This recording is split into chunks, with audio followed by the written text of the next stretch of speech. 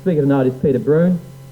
He's had a lifelong love of military history, which he says stemmed from an interest in his father's time as a member of the AIF 7th Division in Tobruk, but he sees military history as more than a record of battles lost and won. His accounts are not only records of armed conflict, but reflect the personal, medical and political aspects that are often overlooked. His book, Those Ragged Bloody Heroes, about the war in Papua, first appeared in 1992.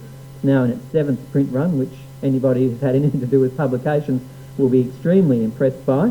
It's very difficult to get large-scale sales of historical works in Australia, and I think that speaks wonders of the quality of the work.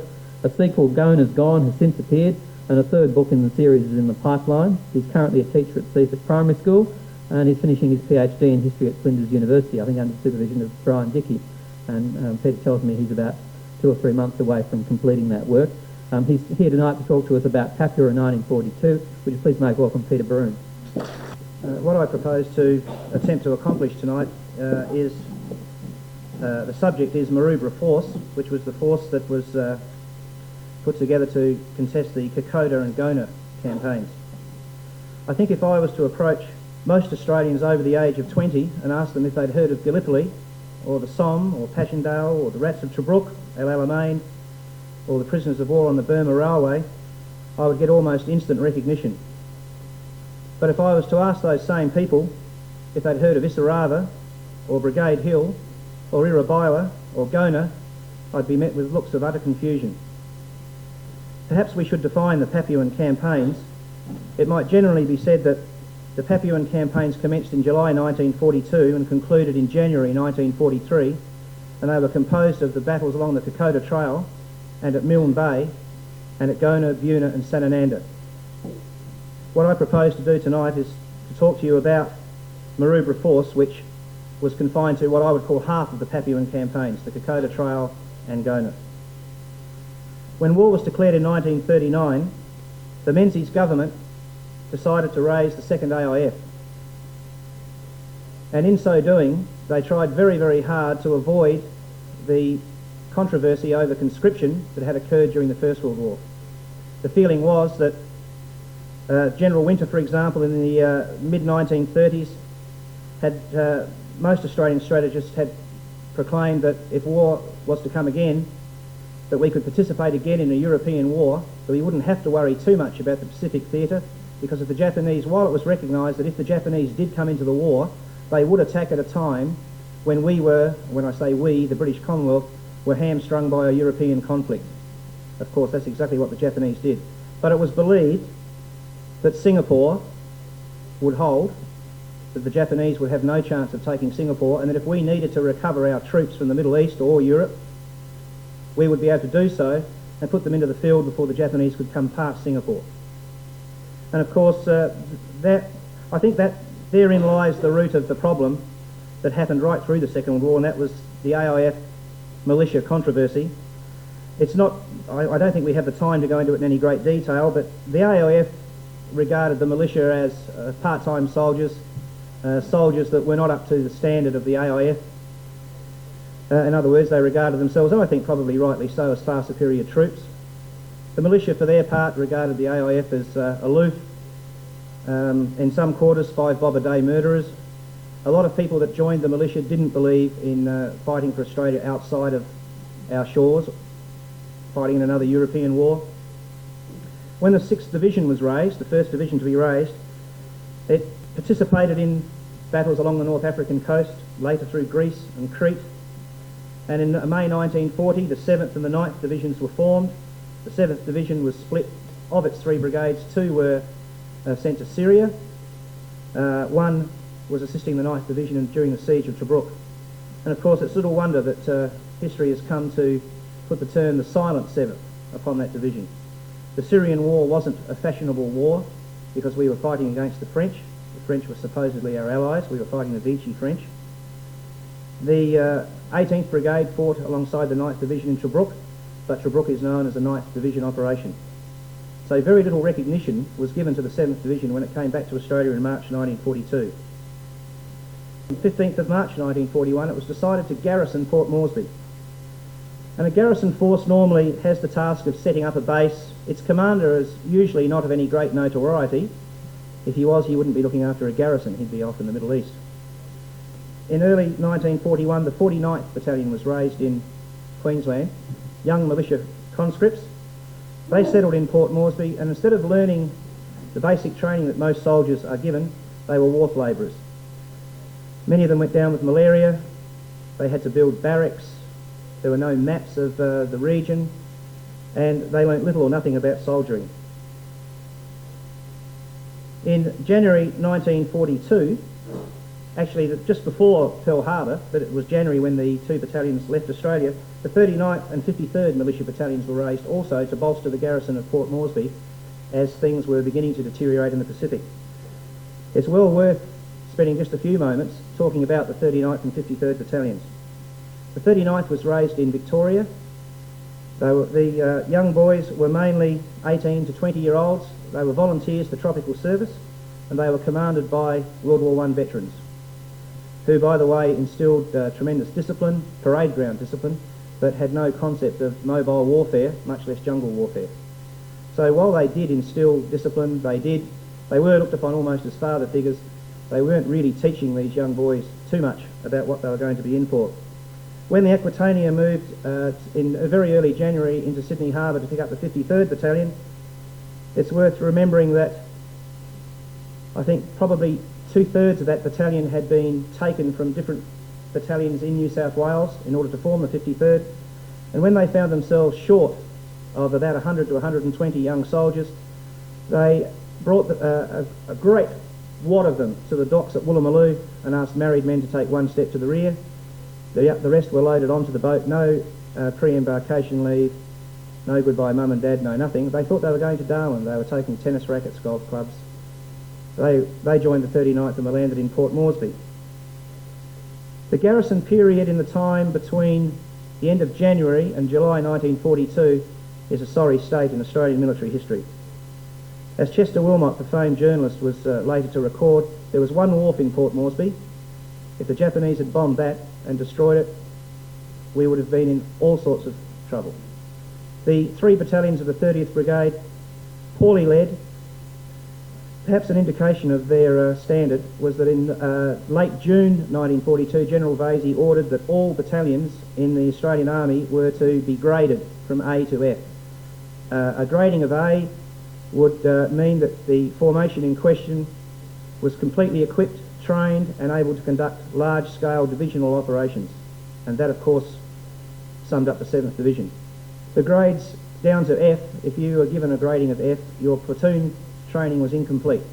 In other words, some of these soldiers didn't know how to operate a Bren gun, hadn't seen a Bren gun, let alone operate one, hadn't seen a Tommy gun, let alone operated one, hadn't finished basic platoon training. They were unloading wharves, digging weapon pits, building barracks, building aerodromes, and therein lies one of the fundamental difficulties about Australia's role in jungle warfare, particularly in Papua. When we talk about our troops going overseas in the Second World War, they were going in many cases back to the places their fathers had fought in during the First World War, places that they had learnt about in school, in their atlases and their geography lessons and their history lessons.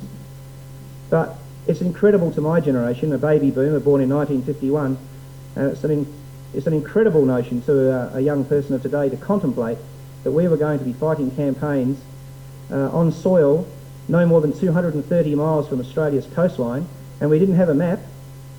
I mean, it's an extraordinary thing to contemplate that we didn't have a map. We didn't know what the jungle was like. We didn't know how to live in the jungle. We didn't know much about malaria. We didn't have a clue about tactics. We wore khaki uniforms from the desert, shorts, rolled up sleeves so the Anopheles mosquito could bite the troops. We had no idea on the good Lord's earth how to conduct a battle in a place 230 miles from home, and yet we were very well versed in how to conduct operations in the desert in the Middle East and perhaps in Europe. And so when Pearl Harbor did eventuate on the 7th of December 1941, within 6 weeks of the arrival of the 39th and 53rd Battalions into Port Moresby, the Japanese had bombed Pearl Harbor, captured Rabaul, bombed Port Moresby. Singapore fell on the 15th of February 1942. They invaded Timor and captured Java. I don't think there's much point in me discussing Singapore. I think it's fairly well recorded that the whole operation at Singapore was basically a farce. We lost Singapore very, very quickly. The 7th Division, meanwhile, had arrived back in Adelaide in March 1942. And amongst the 7th Division, there were 3 brigades, of course. The 21st Brigade consisted of the 2nd 14th Battalion from Victoria, the 2nd 27th Battalion from South Australia, and the 2nd 16th Battalion from Western Australia. It was commanded by Brigadier Arnold Potts, a grazier from Kokoda in Western Australia. Potts had fought in the First World War, had led the 2nd 16th Battalion during the Syrian campaign, and had been promoted to brigadier just before the brigade got back to South Australia. The 7th Division were immediately taken to what we now know is the Brisbane Line, the theory being that the Japanese, if they were going to invade Australia, would attack probably somewhere in the Townsville area, or a lot of strategists believe that our main effort should be placed at guarding the Sydney, Wollongong, Newcastle area. We've discussed the ability of the young soldiers in the garrison. One of the really intriguing things that surfaced in history books in probably the last 10 or 12 years is the revelations of Ultra. We know now that the code breakers in Hawaii and Melbourne played a very significant role. Some of them were Dutch, mainly Americans, some Australians, had broken about 10% of the Japanese naval code, J25B. And so these code breakers were able to inform General MacArthur that the Japanese were going to attempt the Battle of the Coral Sea. The interesting thing about the Battle of the Coral Sea is that most people look upon it as a very substantial aircraft carrier battle, where the Japanese and the Americans lost probably comparable ships, numbers of shipping. The really interesting thing about the Battle of the Coral Sea is that around about 250 to 300 miles behind those aircraft carriers, Japanese aircraft carriers, were the Japanese invasion transports, and they were heading for Port Moresby. Now, just before Coral Sea, the Australian Army started to show, and General MacArthur started to show a little bit more interest in Port Moresby, and it was decided to send Brigadier Selwyn Porter to the 30th Brigade, which constituted the 49th, the 53rd and the 39th Militia Battalions. When Porter examined the quality of the young troops under his command, their state of equipment, training, he immediately asked General Blamey, who was Commander-in-Chief of the Australian Military Forces, whether he might have some quality reinforcement officers from the 7th Division. He was duly granted 30 of these young officers, aged between 22 and about 30. They were of the highest standard. They'd fought in Syria and Tobruk, and they were brought to Port Moresby on the 22nd of June. Now, the fascinating thing about that mix of 30 officers is that the 3 battalions were given the right to pick the number of and the names of those officers that they would like for their battalion. The 53rd Battalion took 6 of these young AIF reinforcement officers. Not one of them was given a company command. A company for the uneducated is about 120 to 125 troops. There are 4 rifle companies to a battalion in the AIF. In the militia, you had an extra company called the Machine Gun Company, which was E Company. So you had A, B, C, D, rifle companies of about 125 chaps. You have a headquarter company of your mortars, carriers, anti-aircraft and so on. And then in the militia you had a 5th company, the Machine Gun Company. The 49th Battalion took around about 8 of these reinforcement officers. Interestingly enough, the 39th Battalion took 16 and gave them company commands. The 39th Battalion also received a new commanding officer who had escaped from Rabaul, Lieutenant Colonel Owen. These young AIF officers set to the task of attempting to train these 18 to 20-year-old boys as quickly as they could and as well as they could. They didn't have much time. Coral Sea was a reprieve. If we'd lost the Battle of the Coral Sea and the Japanese had invaded Port Moresby, it's freely admitted by all concerned that we would have lost Port Moresby. Had we lost Port Moresby, of course, that would have been an air base for them to attack Darwin much, much more easily, but importantly, it would have been a base for them to attack places like Townsville, which in those days was a major port. So Coral Sea was a reprieve. Of course, the code breakers then established that Midway was going to be the next Japanese attempt to bring the American Navy to a final battle that would settle once and for all who was going to control the Pacific Ocean. Once again, the code breakers were able to have the American Navy in position to attack the Japanese, which was a complete and utter surprise to them. And of course, the very carriers that had attacked the American Navy during Coral Sea were sunk during the Battle of Midway. The interesting thing that many historians have debated, and I debated in those Ragged Bloody Heroes, I don't think anybody could really... The question is, when should we have sent our best troops, the 7th Division, to Port Moresby? When should we have committed them to New Guinea? I think, with the benefit of hindsight, no one could blame MacArthur or blame me for holding the 7th Division up to the time of Coral Sea. There would be little or no point holding Port Moresby and losing, perhaps, part of Australia. Of course, we've since found out the Japanese have claimed that they didn't ever have any intention of invading Australia, but of course they didn't know that then. I personally think that the biggest crime ever made was keeping the 7th Division in Australia for 1 second longer than the Battle of Midway. The Battle of Midway concluded from the 6th to the 8th of June 1942, and yet the 7th Division was still kept in Queensland for the rest of June and July and very early August. Now the issue is that we've also since found out that General MacArthur's main ambition from the moment he arrived in Australia from the Philippines in March 1942 was the recapture of the Philippines. I shall return. And he was prepared to return at the cost of a lot of Australian lives, which I'm sure will become obvious to you as this speech goes on. MacArthur's first plan was to capture Rabaul, and he was contemplating an amphibious invasion of Rabaul. Anyone that studied amphibious operations from Gallipoli on could tell you that amphibious operations are incredibly ambitious at any time. The level of training, shipping, coordination is really quite extraordinary, and it's freely admitted by the officers of the 7th Division that had the 7th Division spearheaded that invasion of Rabaul, we would have lost the lot. And I think that's why MacArthur didn't commit the 7th Division earlier than he did. We then had, I mean, you can imagine, another point that's well worth remembering, you can imagine the advantage of cracking the other person's code, of having some idea what your enemy is doing. To have ignored, to have witnessed the American Navy operate their battles of Coral Sea and Midway, as MacArthur did with such astounding success, and then not heed future intelligence, is a major act of negligence on General MacArthur's part. Coral Sea and Midway had given those code breakers their credibility, beyond doubt. Now, on May the 27th, 1942, Generals MacArthur and Blamey were told the Japanese are going to use an overland route to capture Port Moresby. This intelligence was ignored. If we'd had the 7th Division in Papua, or particularly Port Moresby, somewhere around about the end of June, they would have been in a far better position to contest the Japanese advance over the Kokoda Trail.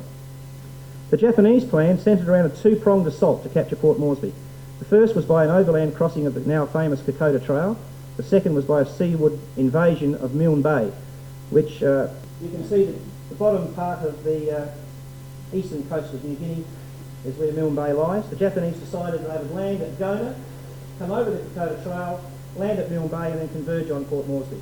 Now, the Japanese had also committed a military crime. They too had no real idea what the Kokoda Trail was like. They brought their bikes with them, thinking that this may be another Malaya, where you could ride down a picturesque jungle dirt track between the jungle and the coconut palms and pedal your way merrily to Port Moresby. There's a very good photo in the Australian War Memorial of Australian troops wandering past a bike that's just embedded in mud, so thick. The Japanese weren't going to ride anywhere.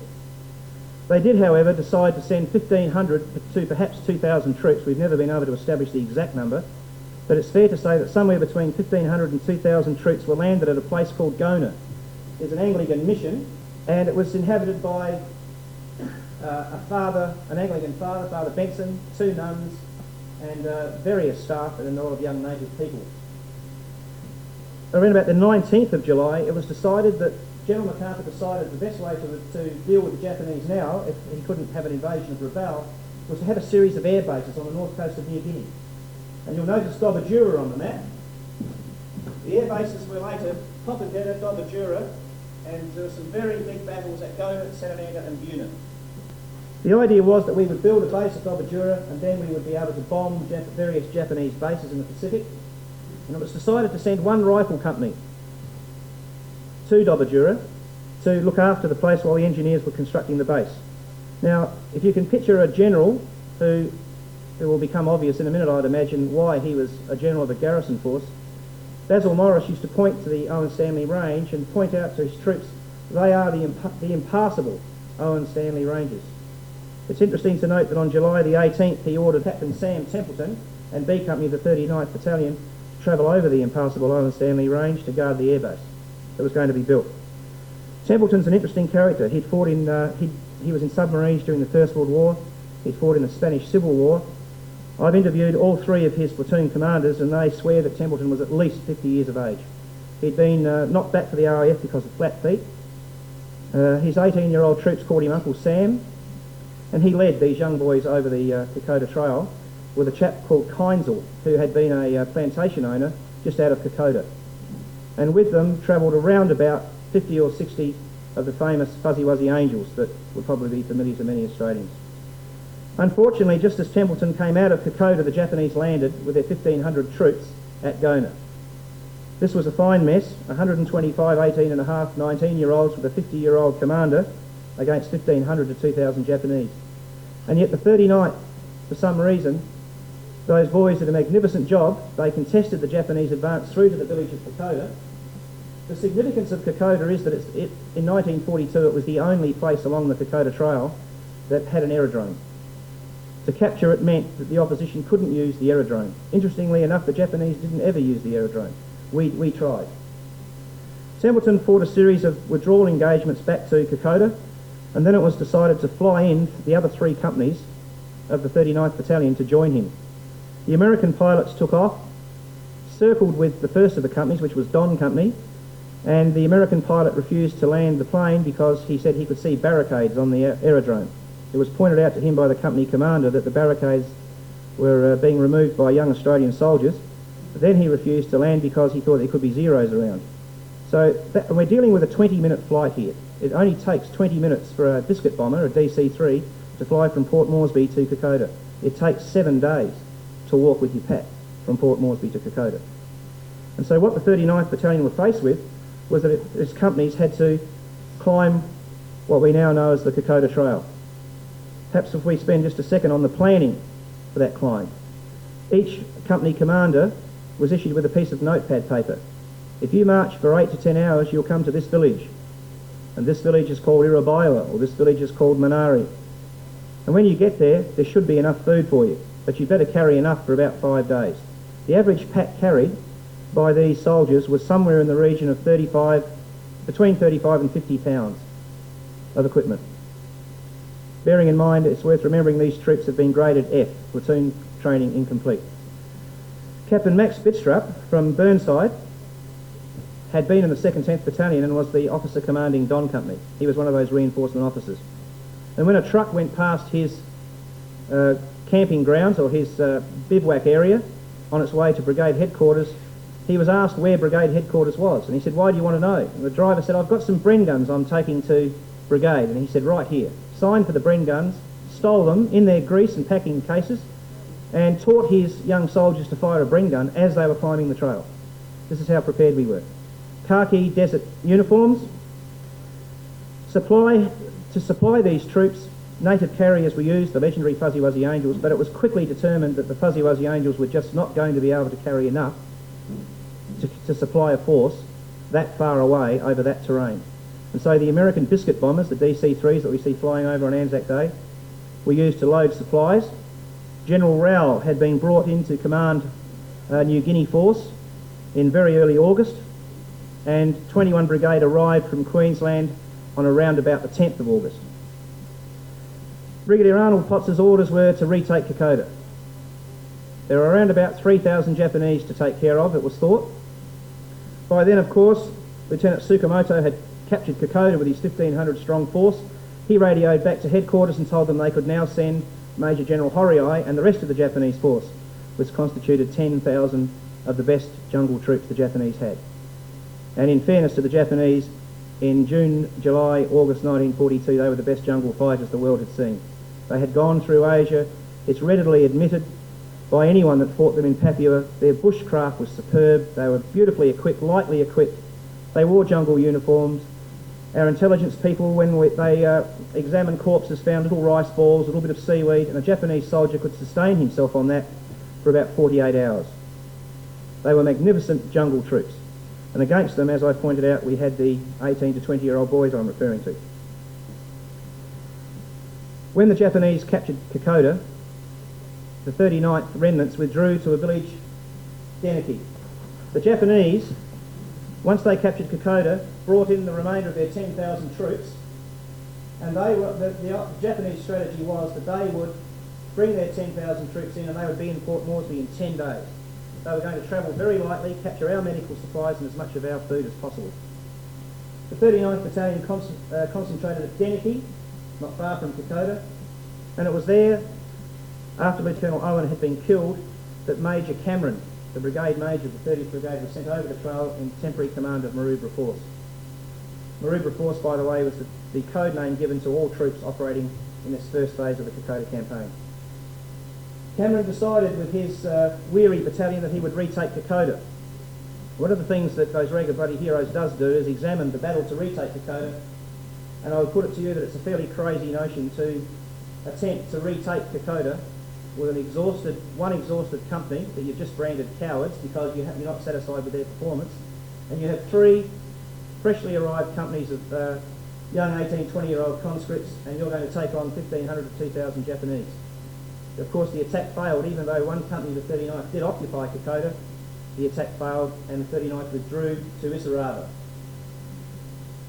I believe Isarava is one of the most important battles to have been fought by Australian soldiers. At Isarava, the 2nd 14th Battalion, the first of Potts's battalions, were later to join the 39th Battalion. The Japanese massed their 10,000 troops outside of Isarava. Arnold Potts and the 21st Brigade, the 2nd 14th and 2nd 16th, had marched straight over the trail. The 2nd 27th from South Australia was kept in Port Moresby, pending events at Milne Bay. I explained earlier that Milne Bay was the other prong of the attack. So the 2nd 27th were kept behind. Potts only had 2 of his battalions. His orders were retake Kokoda. Now his total force just before the Battle of Isarava was the 39th, 3 companies of the 53rd and his 2nd 14th and 2nd 16th battalions. He was outnumbered something like 5 to 1. The Battle of Isarava commenced on the 26th of August 1942, and the 39th Battalion put up a magnificent performance. It held its ground with its newly arrived commanding officer, Lieutenant Colonel Ralph Honour, who had been a veteran of North Africa, Greece and Crete. He came in his very calm manner, tremendous qualities of leadership, and those boys held the place for just over 2 days before the 2nd 14th could reinforce them. Still outnumbered 5 or 6 to 1, the 2nd 14th and the 39th held Isarava for 4 days. In other words, General Horriai lost nearly half of his allotted time to get to Port Moresby just at the Battle of Isarava. The first Victoria Cross on Australian soil was won at Isarava by Bruce Kingsbury of the 2nd 14th Battalion, but the price was a heavy one. The 2nd 14th lost its commanding officer, who was later captured and beheaded at Gona, and the 2nd 14th Battalion lost over 160 people in that 4-day battle at Isarava. They withdrew exhausted. The supply line, you can imagine the supply line trying to carry food, ammunition, all the way over the Kokoda Trail, which is just under 100 miles in length, to Isarava, and then the Fuzzy Wuzzy Angels were carrying the wounded out. It's worth spending just a moment discussing the wounded. As you can imagine, the procedure for evacuating wounded soldiers, going back to the First World War, but certainly in the Middle Eastern campaigns of the Second World War, was a very sophisticated one. With any luck, you could be on an operating table within 45 minutes to an hour, sometimes 2 hours, with expert operating theatres and procedures and drugs and so on. On the Kokoda Trail, if you were subjected to a stomach wound, you were gone, because it was 7 days before you could be carried back for an operation. The normal army stretcher was of no use on the Kokoda Trail. The canvas rotted, the spreaders broke, and 2 people just couldn't carry a stretcher along the Kokoda Trail. It took 8 natives, well versed in traversing that terrain, and long saplings from about myself to the wall, an army blanket looped and tied with twine, and the casualty laid in that, and you were carried out. So if you had a very serious wound, there was a very strong chance you were going to lose your life. And of course, the effort of the Fuzzy Wuzzy Angels has been well recorded. It's worth noting that some soldiers, rather than slow up those that did have stretchers, would crawl off into the jungle with a rifle or a grenade and either take their own lives or fight the Japanese and take their own lives. There's no shortage of recorded evidence of some Australian soldiers being prepared to do that. Walking wounded really is a term that shouldn't be used for some of the people that walked off the Kokoda Trail back to Port Moresby. There weren't enough stretches, there just wasn't enough help. If you could, you walked. If someone dragged you, if you were going up an incline, someone would prod you in the backside and literally push you up and carry you. And of course the whole range of medical problems that came to fighting jungle warfare started to take their toll. The average weight loss of the soldiers during this period was around about 2.5 to 3 stone, because they were eating 1 tin of bully beef, about the size of a tin of baked beans, between 3 for each meal. Of course you can imagine the calories burnt up with the physical exertion of battle and simply climbing through a terrain like that, which you'll... After Issarava, probably one of the most crucial fighting withdrawals in Australian history took place. From Issarava through to Afobe, which we'll talk about in just a moment. If you want to upset a veteran of the Kokoda campaign, just tell them that they were involved in a retreat. It makes them rather angry. A retreat is when you pick up your gear and you get out of it as fast as you can to wherever you're going. A fighting withdrawal is when you decide to deny the enemy that ground. And of course the trick of the fighting withdrawal is that you've got to trade space and ground for time. And so you fight a superior sized enemy as long as you possibly can without getting annihilated, without getting surrounded, and then just as the moment presents itself, you withdraw again and you repeat the process over and over again. The really stirring thing about this story is that that process was repeated over and over and over again by the 2nd 14th and 2nd 16th Battalions and the 39th until they got to Manaru, where the 39th were relieved by the 2nd 27th Battalion. The Japanese lost more valuable time, and their line of supply became longer as ours gradually became shorter. Myola was a dry lake bed, or still is, a dry lake bed where the planes could drop their supplies relatively easily. Our army could recover them. Myola was the point that we just didn't really want to lose because our whole supply was linked very, very heavily to that centre. And unfortunately, Arnold Potts and the 21st Brigade, still outnumbered 5 or 6 to 1, withdrew to Myola, and when that couldn't be held any longer with the 400 troops left, he had to withdraw. All of the supplies were opened, rice was scattered in the mud, bully beef tins were punctured, and of course the Japanese by this time were getting very, very hungry, and they came in. Their standards of hygiene were appalling. They ate a lot of that food and became quite ill. And the next big battle occurred at a place called Brigade Hill Mission Ridge. Now the idea was that General Horiai had learned a lot since Issarava, and so he determined that he would mass his force outside of a place called Mission Ridge, and that while that was happening he would send a force around through the jungle and come in at Brigade Hill, which was a very high hill at the back of Mission Ridge. The South Australian 2nd 27th Battalion, commanded by Lieutenant Colonel Geoffrey Cooper, of Cooper's Brewery fame, arrived at Mission Ridge on about the 5th, 6th of September 1942. They dug in on the ridge. You can imagine the greeting they got from their comrades of the 2nd, 14th and 2nd, 16th Battalions, who, as I've said, were down to about 400 men by that stage. They went behind the 27th and settled onto Brigade Hill, and on the 8th of September 1942 the Japanese attacked the 27th. Now it's worth mentioning that when I say that the Japanese had started the campaign with 10,000 troops, you can't commit 10,000 troops on a place like the Kokoda Trail all at once. But what you can do is put in a battalion attack, which may last some hours, withdraw the battalion, put in a fresh battalion, withdraw them, put in a fresh battalion, and all this time our 1 battalion is bearing the brunt of that. And that's exactly what happened to the South Australian 2nd 27th Battalion. They did not yield an inch. They went through the whole, 1 company of the 2nd 27th went through the whole battalion's allotted 3-day hand grenade amount in a morning, which will give you some idea of the ferocity of the fighting.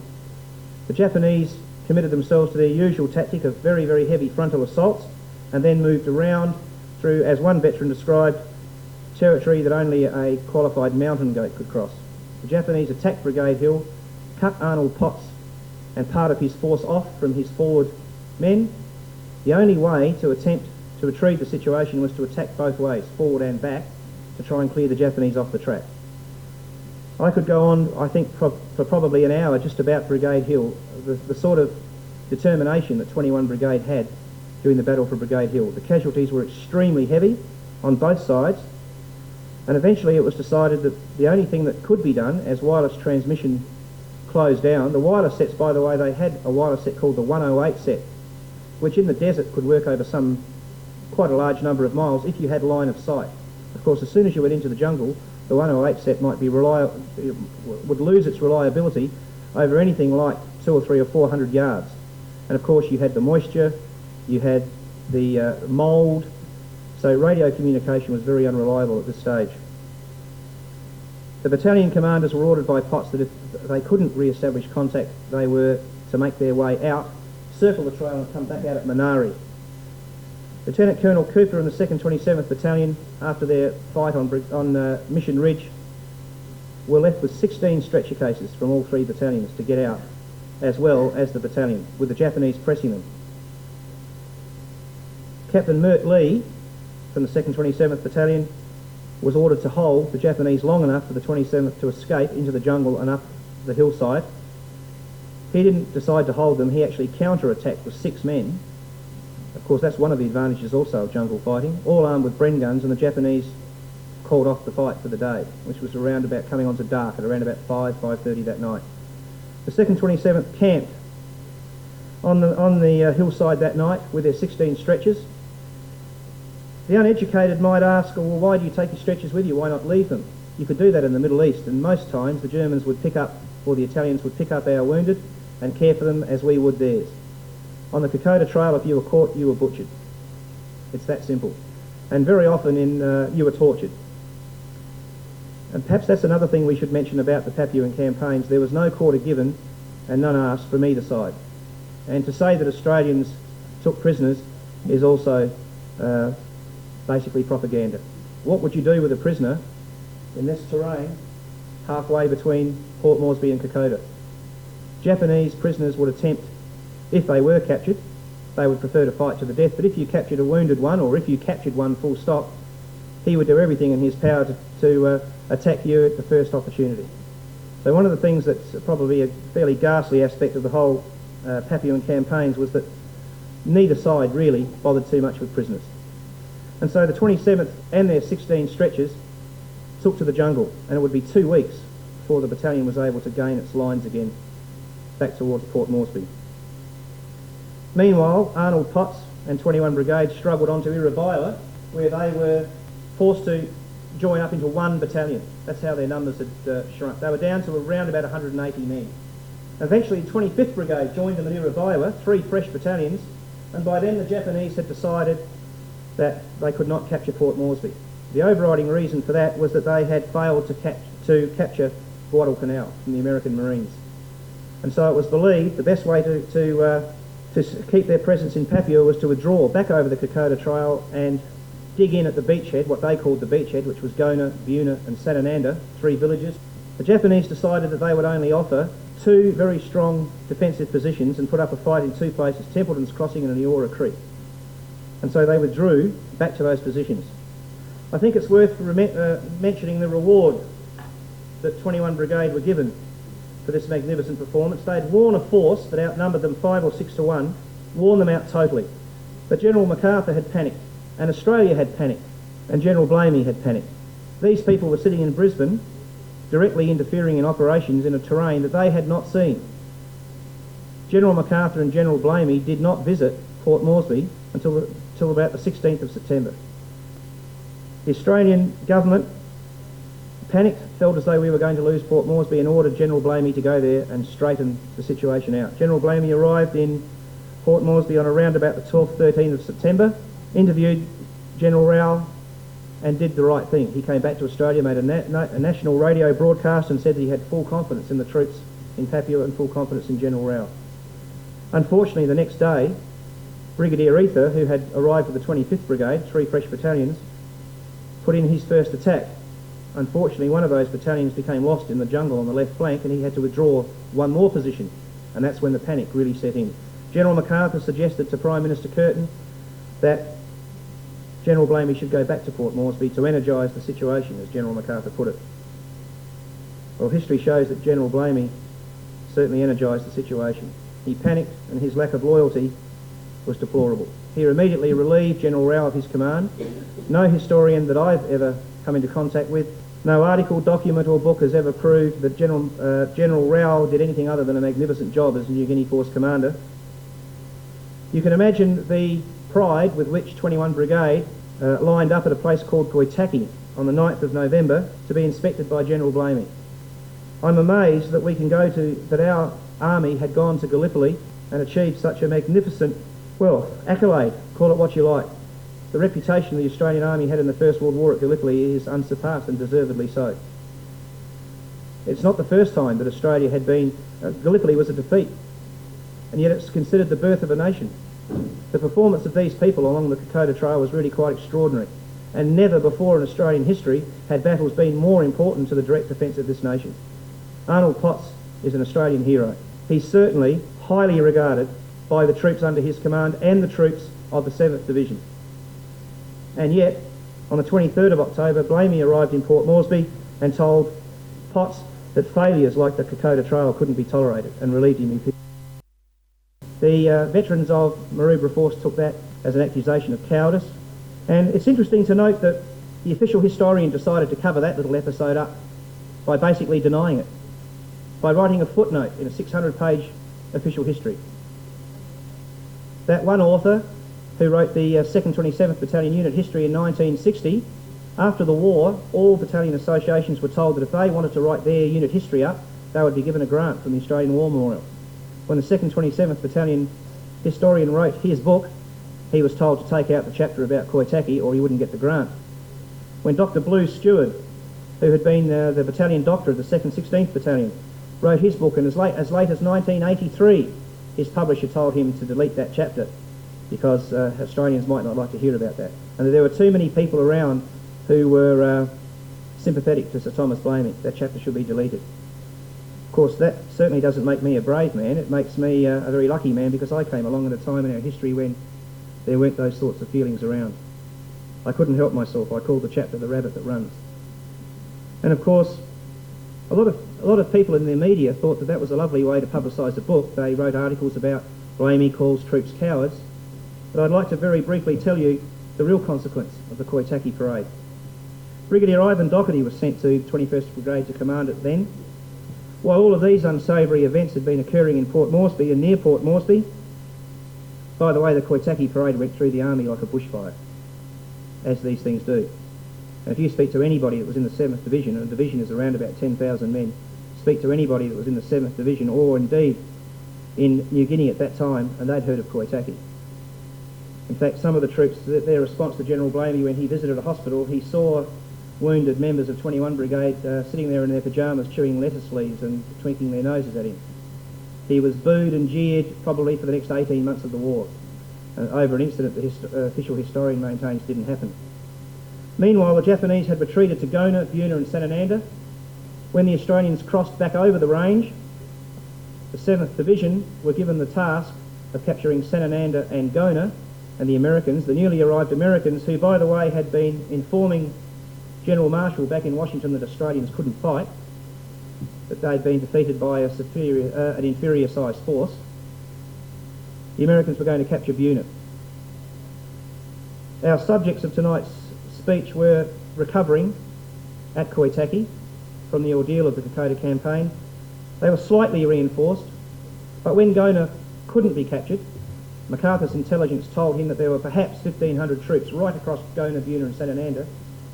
In another master stroke of estimation, there were actually 9,000, beautifully dug in, imbued with a determination to defeat us or die. And it also amazes me that we haven't really much historical records or material written about Gona, Buna and Samananda. I'll give you an example. The 2nd 10th Battalion from South Australia are amongst the rats of Tobruk. During the 6-month siege of Tobruk, they lost about 65 people as casualties. On the old strip at Buna, in a week, they lost 351. And yet if you go to a South Australian and ask them about Buna, they wouldn't know the first thing about it. They wouldn't have heard of it. Most South Australians wouldn't have heard of Buna. And yet if you told them it's the South Australian 2nd 10th that fought at Tobruk, they'd say, ah yes, the rats of Tobruk. It's interesting to contemplate then that We thought we would just walk in and take Gona and Buna and Samananda. And when that didn't happen, Blamey decided to send the 21st Brigade back in with the 39th Battalion to attempt to capture the place. Now, a brigade is made up of 3 battalions and it usually has about 3,000 men. In Papua in 1942, a battalion would constitute about 700 rather than 1,000 because of all the people and roles that you couldn't play in jungle warfare, so they were reduced formations. At Gona, from the 28th of November, 21 Brigade were flown in, and each of the battalions numbered about 350. They were supposed to number 800.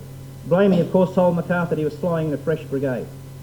He was in actual fact flying in a very exhausted battalion, made up of 3 battalions way, way under strength. The 39th were flown in later. They arrived on the 4th of December, and during some of the most savage fighting of the Pacific War, Gona was captured on the 9th of December 1942 by none other than those 18 or 20-year-old kids who had, in the meantime, learnt a tremendous amount under the expert guidance of Lieutenant Colonel Ralph Honour. 21 Brigade left Gona.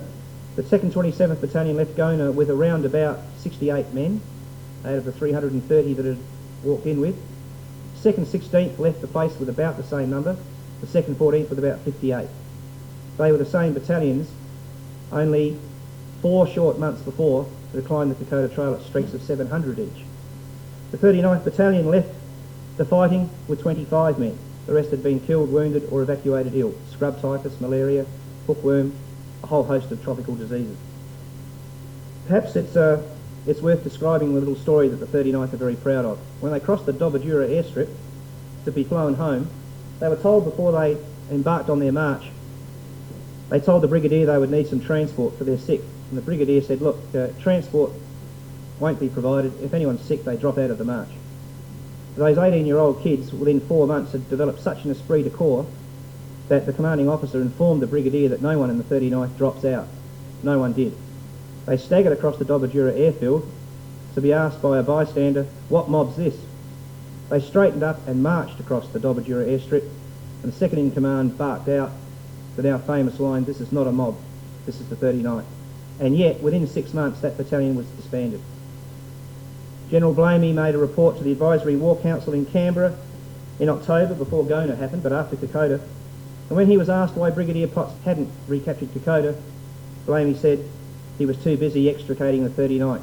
He couldn't fight in the 53rd. Right through the war, General Blamey had little or no idea of just what the 39th had accomplished, certainly no idea at all of what Brigadier Arnold Potts had accomplished.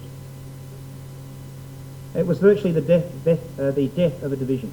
The 7th Division lost incredible casualties along Gona and Samananda. It's worth remembering, in closing, when the Americans sent a full division onto Buna and were telling the Australians that the place would be captured very quickly, and why did they have to wait a few weeks? Why couldn't they go straight in? Was it by any chance to make the Australian Army look good? The Americans got such a hiding they sat down and just couldn't go anywhere. Didn't capture an inch. For very understandable reasons, of course. They were even worse trained than our militia. And it took the 18th Brigade, of which the South Australian 2nd 10th was 1 battalion, to capture Buna with 1/3 of the size of the American force, and once again take horrendous casualties. I'll leave you with a tribute that I think apt, written by one of the doctors who witnessed the Australian performance on the Kokoda Trail. This is what he was later to say. Time and rain in the jungle will obliterate this little native pad, but forevermore will live the memory of weary men who have passed this way, ghosts of glorious men who have gone far beyond the Kokoda Trail. My last comment would be, if Gallipoli was the birth of a nation, surely the campaigns in Papua marked the onset of our adolescence. We weren't fighting for the Empire, rightly or wrongly. We weren't fighting with the Americans or the British. We were fighting for ourselves on Australian soil, Australian mandated territory. I think it's fair to say that the Australia we now live in was very much changed by the Papuan campaigns. We only have to stop and think of the Labor government's policy towards multiculturalism, towards immigration. That was a direct result of the scare we got in Papua in 1942. And yet to a whole generation of Australians, the names Issarava, Brigade Hill, Gona, Buna and Samananda are unknown. It's high time they were known. It's high time those things were studied.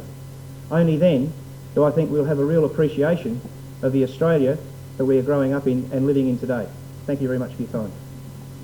Perhaps A little word of explanation. Many of you may well have heard of Damien Pera, who was a photographer with the Department of Information. Damien Pera and another photographer called George Silk, who was a New Zealander, accompanied the AIF to the Middle East and filmed some of the most graphic footage of the war in the Middle East. Pera landed in Port Moresby with the journalist Chester Wilmot. Both of them climbed the Kokoda Trail. Pera shot some footage. He couldn't get close enough to the fighting, but he did film the withdrawal. When he came back to Australia in early 43, the film was put together. It was shown in all of the picture theatres around Australia. It was about, I think it's about a 7 or 8 minute film. It won an Oscar in America in 1943. It's a very good indication of what the conditions were like. Pera was late, by the way, Pera's film and the backing you'll see him give General Rao was looked upon unfavourably by General Blaney. Chester Wilmot had his accreditation to report on operations in the South West Pacific withdrawn and had to get a job at the BBC because he wrote a report that had a little bit too much of the truth in it about what had happened on the Kokoda Trail. Pera ended up doing photographic work with the American Marines and was later killed too close to the action in early 1944. But this is his film that was later to win an Oscar.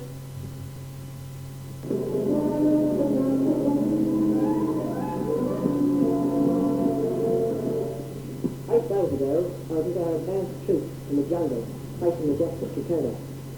It's an uncanny sort of warfare. You never see a Jap even though he's only 20 yards away. They are complete masters of camouflage and deception.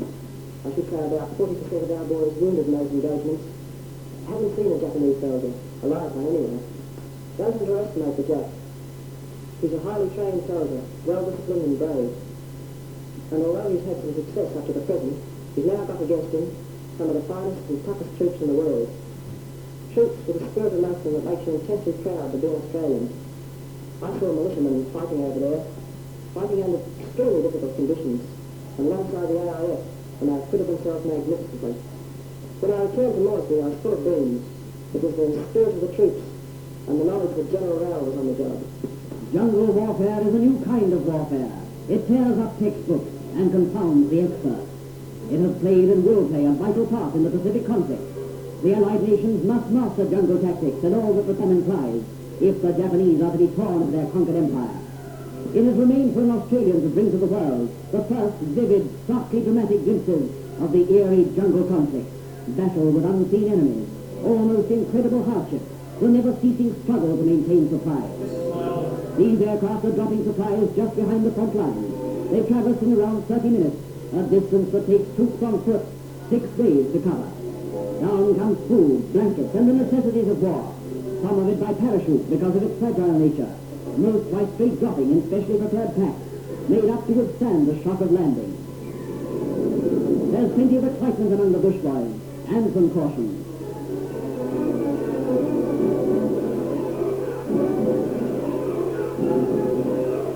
She's not going to clear that hill. The stick's right back, but it doesn't look like she'll get over it.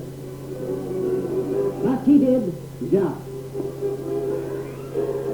It's come the hard way, but they needed it anyway. Relief units about to go forward, and hungry men coming out of the line must be fed. The overland supply route presents difficulties that must be seen to be understood. In Australia, we hear about austerity meals. Fighting men in the New Guinea jungles eat them.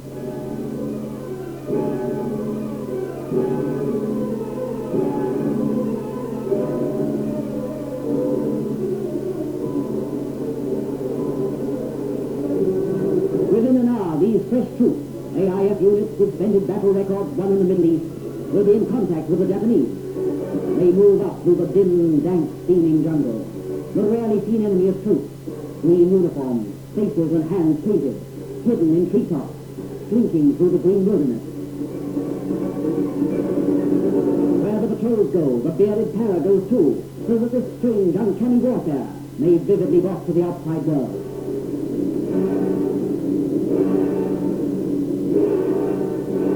The Japs are masters of camouflage. Quickly our men are learning to play them at their own game. The front line, men fire at sound. Japs are believed to have used their power. Machine gun bullets search for any secret escape. It's a grim business of man against man, kill or be killed.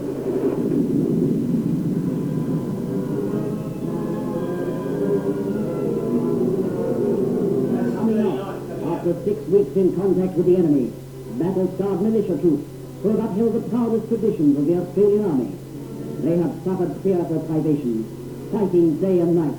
Their casualties have not been light, but they've carried on. This is war, the real thing.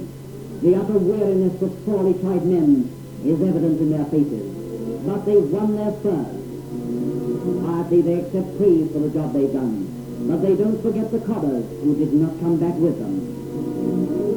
Snowy Parr, militiaman at left, got 15 Japs with a single Bren gun burst in a one-man ambush. These unutterably weary soldiers must walk 6 days before they reach the comparative ease of Moresby. There is no other way. At a forward dressing station, minor wounds are attended to.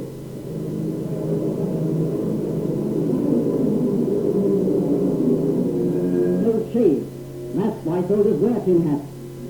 Only serious cases can be 45 stretcher cases in the group para-travel with nearly 400 native carriers. They must work in relays because of the exhausting labor. By these things do we begin to grasp the appalling difficulties of the New Guinea campaign. Some of these boys are sorely hurt and were literally snatched from beneath the noses of the Japs by heroism of their companions. They face a long, painful journey. Men quite badly hit walk to relieve the pressure on the carriers. And right up there near the front, the banner every soldier will salute. A great organization doing a great job. There's a dramatic reality about all this that cannot be escaped. Cheerfulness and courage, contrasting sharply with suffering. It will take a lot of Japanese to conquer that kind of spirit. The care and consideration shown for the wounded by the natives has won the complete admiration of the troops. With them, the black-skinned boys are white.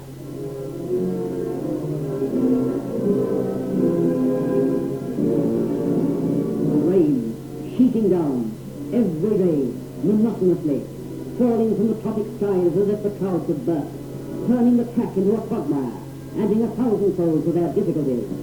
These are grim pictures, brutally, terribly real. They smash a complacency as nothing written or spoken ever possibly could. This is happening less than 300 miles from Australia's coastline, half the distance from Sydney to Melbourne. Men are sweating, suffering, dying in that jungle, so that it cannot happen here. Are they getting all the support they deserve from the mines, from the factories, from the ordinary civilians? Can every man and woman in this country truthfully say, I've done all I can, given all I can? I've seen the war, and I know what your husband, the sweethearts and brothers are going through. If only everybody in Australia could realise that this country is in peril, that the Japanese are a well-equipped and dangerous enemy, and now forget about the trivial things and go ahead with the job of living them.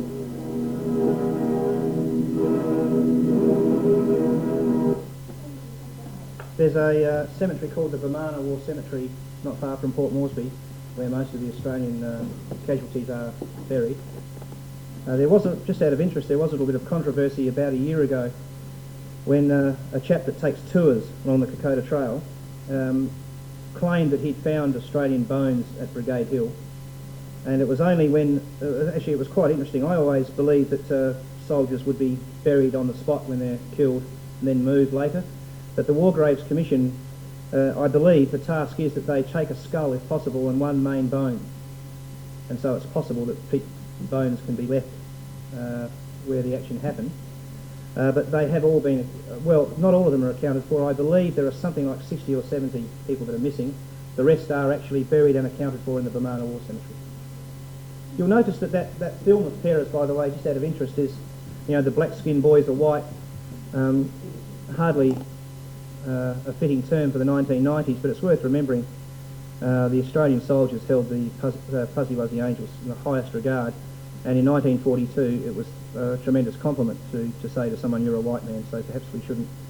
I always say to these people who are so politically correct these days, I don't approve of the term either, but it's 1996. But what a lot of people will forget, that in about 30 or 40 years from now, people will look at us and start criticising the way we carry on. So the condemnation of history is never ending. I think you've really indirectly raised a fascinating point. I've asked myself many times, why is it so that Australians know so little about... Most Australians, I think, have heard of Fuzzy Wuzzy Angels. They know there was a Kokoda Trail. They certainly haven't really heard of Maroubra Force. Milne Bay seems to be a battle that's not really known. Kokoda, Gona and Buna are just not known by Australians. And I've often asked, why is it so? And I think the only answer that I think is really plausible is that the American High Command and our High Command made such a stew up of the whole thing. Our politicians panicked so dramatically that I don't think it's ever been in our interest, or in their interest, not ours, theirs, to have these campaigns well known to Australians. And then you have people like the former Prime Minister. A lot of people maintain that he was just trying to score a quick political point when he kissed the ground at Kokoda. Political considerations aside, I don't think he was. I know for a fact he has taken quite an interest in what happened at Kokoda. I mean, I don't know, it's a question of whether people are into kissing ground, but if you're going to kiss any ground, I'd be kissing it in Papua.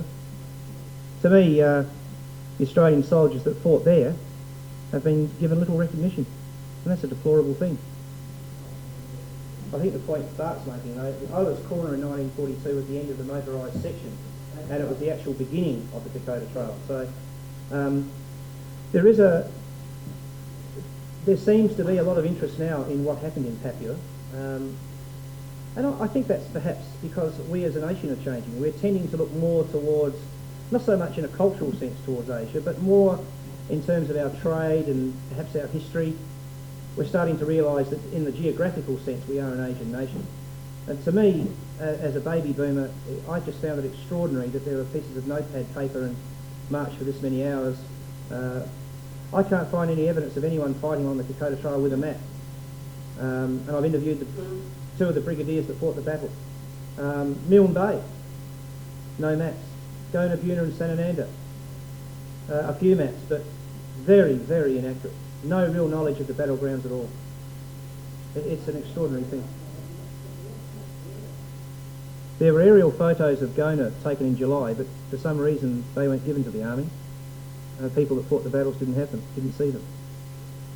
I think that's another thing that to a civilian that researches this sort of thing, it's extraordinary to examine the lack of help, cooperation between the various arms of the service. You've got, it's an extraordinary thing. You sometimes wonder who the enemy is, the Japanese or the Navy, or the Japanese or the Air Force. It's extraordinary. I mean, I'll give you an example. The General Blamey had to plead for the Navy to give him some corvettes to take his troops to Buna. And this took months.